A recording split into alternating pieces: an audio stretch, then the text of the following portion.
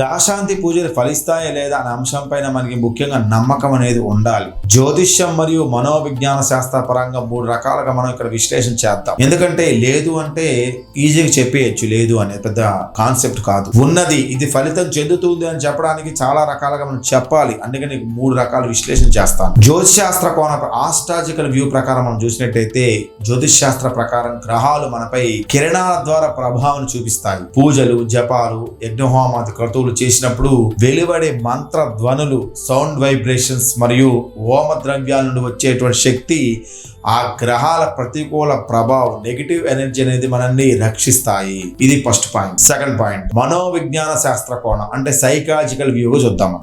మనం ఒక పూజ చేసినప్పుడు దేవుడు లేదా గ్రహాలు మనకు తోడుగా ఉన్నాయి అనే ఒక ఆత్మవిశ్వాసం పెరుగుతుంది. ఈ ధైర్యం వల్ల మన సమస్యను ఎదుర్కొనే తీరు, ధైర్యం మనకి మారుతూ ఉంటుంది. దీన్ని మనము ప్లెసిబో ఎఫెక్ట్ అంటారు. ఇది మీరు చూడండి, క్రోమ్ లో కూడా కొట్టి చూడండి. ప్లెసిబో ఎఫెక్ట్ అంటే ఏంటంటే మనసుకు ధైర్యం కలిగించే విషయాలు చేసినప్పుడు అది మనసుని ధైర్యంగా పెంచుతూ ఉంటుంది. ప్లెసిబో ఎఫెక్ట్ ఇది అనవచ్చు. అంటే ఒక నమ్మకాన్ని మనల్ని సగం కష్టాల నుంచి గట్టెక్కిస్తుంది.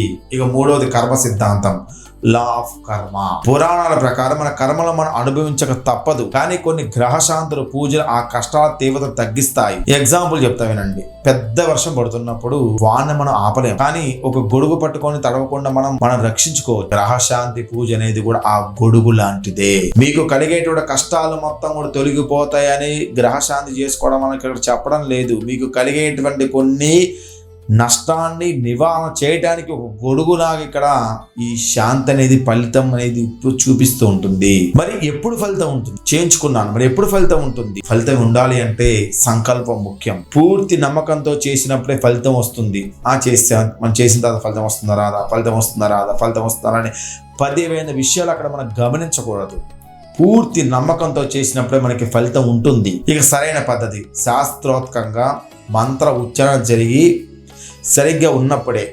ఎందుకంటే చిన్న వాక్యాలు మనం చెప్తే మనకేంటంటే మంత్రం జరిగినప్పుడు అనారోగ్యత ఫల సిద్ధిరస్తు, ఆరోగ్యత ఫల సిద్ధిరస్తు అంటే ఈ 2 వాక్యాలు చూద్దాం. అక్కడ మనకి నా అనే ఒక అక్షరం మాత్రమే మనకి తేడా పడింది. అనారోగ్యత ఫల సిద్ధిరస్తు అంటే ఏంటి? అయ్యేవాడికి అనారోగ్యాన్ని ఇయ్యని అడుగుతున్నాం.